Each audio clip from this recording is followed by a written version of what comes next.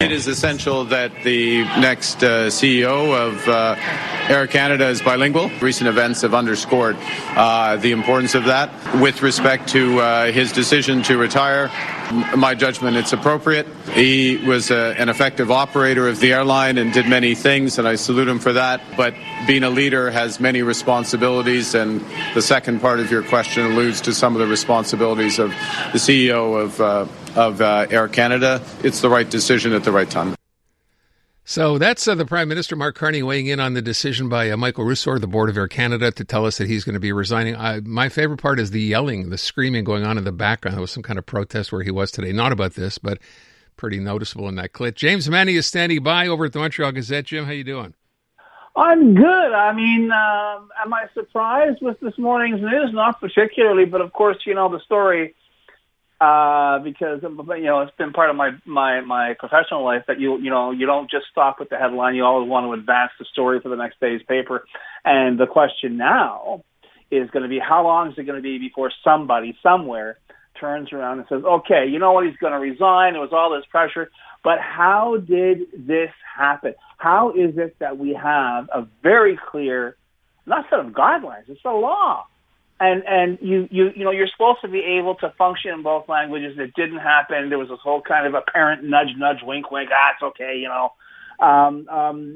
So I don't think this is over, and I don't think it's necessarily going to be the usual suspects, the usual language zealots or whatever they're bringing up. As we discovered over the course of this horrible story out of LaGuardia, and the calls that we received, and the people who spoke to us, and yeah, sure, there are people saying, it's not the time. But there are other people who are saying this is absolutely preposterous. And that was the one thing that came through over and over again, Aaron, was it's a lack of respect. Well, you know what? This is the kind of thing that's not supposed to happen. So the big question now is, will everyone kind of say, as they did right now, as we just heard the Prime Minister say, it's good, but you got to be. But are they going to make sure? Will there be measures taken to make absolutely sure this will not happen again? Because the bottom line here is, official languages acts are one thing, bottom lines are another. Not that I'm saying, and I've said that, and anyone can look on the stock market, Air Canada's bottom line has been far from sterling. But all that said, if it's a toss-up between a really confident person being able to sort of like haul Air Canada out of its share price dividends, doldrums rather, or just someone who can parlez-vous, that'll remain to be seen. But I'd like to think in a company as big as Air Canada, they can actually walk and chew gum at the same time. By the way, to your point, and I mentioned this at the beginning of the show, you look at the stock price. He's been there since 2021, I think, in that capacity. God. It's down like 40%. So there is that. Yeah, I know. You're hitting me where literally hitting me where I live, right? Okay, so as I've mentioned this to you, I'm a shareholder, and I when I bought in, it was like I had the touch of death. I bought in, and that's when it tanked. Yeah. It was like that at that time, and it was like, oh my God. So spare me it's just as marvelous. No, it's not that dynamic at all. Okay, and some have worked, but it should, when you consider that Air Canada is a semi-monopoly in this country, Aaron, there's something wrong with that picture. Yeah, I will also put. Did you see the CUPE statement, by the way, on his leaving? No, sir. Oh my. They wasted no time. I think I have it here just to give you an idea. So this is from CUPE, right? It says, under Michael Rousseau's leadership, Air Canada's stature has taken a nosedive. Unpaid work soared under his watch. Air Canada became a poverty wage employer. His legacy will be defined by the airline shutting down entirely in August 2025, while he fought to strip his own employees of their charter rights when they tried to advocate for positive change to make Air Canada a better employer. We sincerely hope Air Canada's next leader has a better grip on reality and a stronger sense of respect and appreciation for the people who keep the airline flying than Mr. Rousseau. And not once in that communique did we have any references to his ability to speak French. So you know what? I'll let that speak for itself. All right, listen, at the end of the day, this story, and I mentioned this as well, the New York Times, this is kind of bizarre, but after the original story broke, I understand that, right? It became kind of an international thing. The New York Times ran this story today of him resigning, and the story had over 740 comments before they closed the comment section down. Kind of bizarre. I don't think that would have happened if the head of Delta would have stepped down.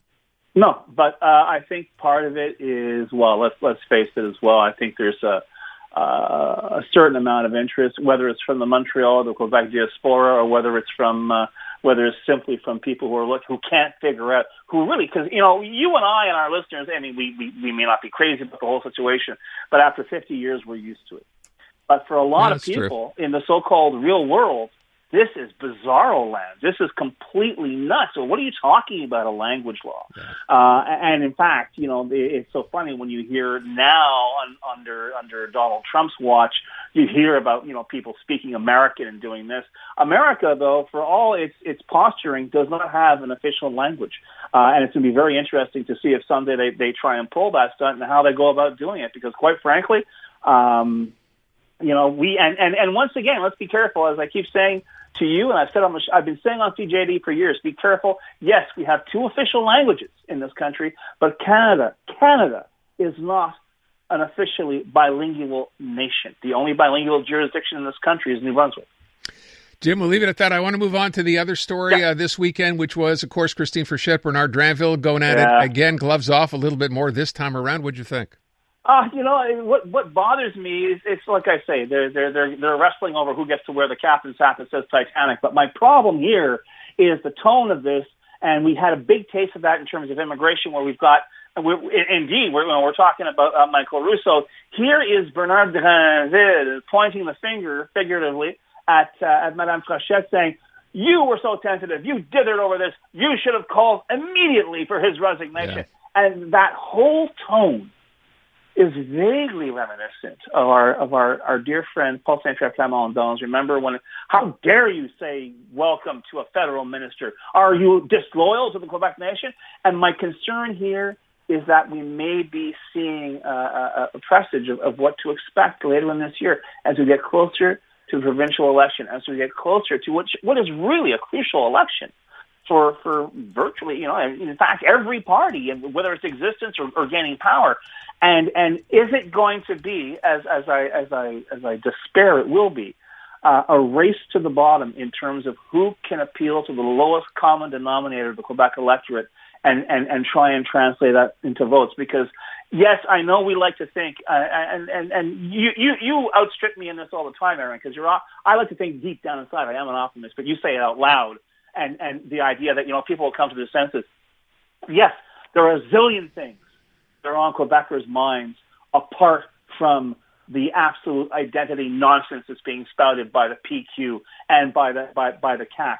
But the problem is, if that stuff gets clicks, if that becomes the tone of the election, who knows what's going to happen. In the meantime, I'm still waiting for that economic plan, anybody's economic plan. I know the Liberals say, we're going to wait for the election to show you our plan. But all that said, the election's in October. We're in trouble now. We need help now.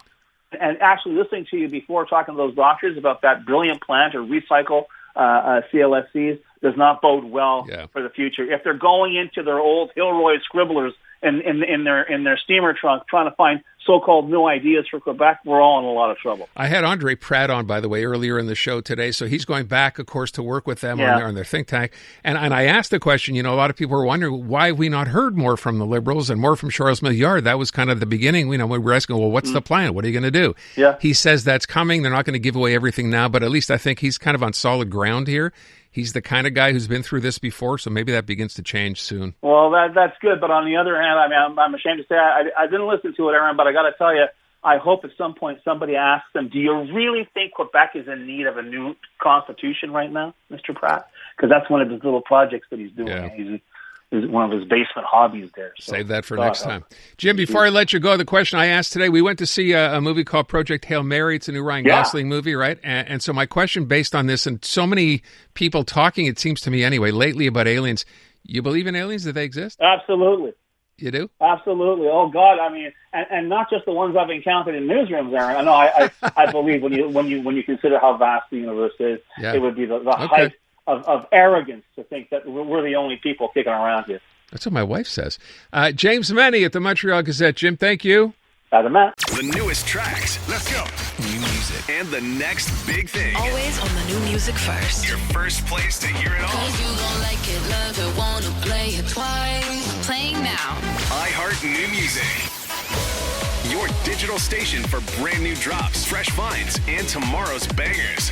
I think we need something new. Discover iHeart New Music. Always fresh, always first. Stream now on the free iHeart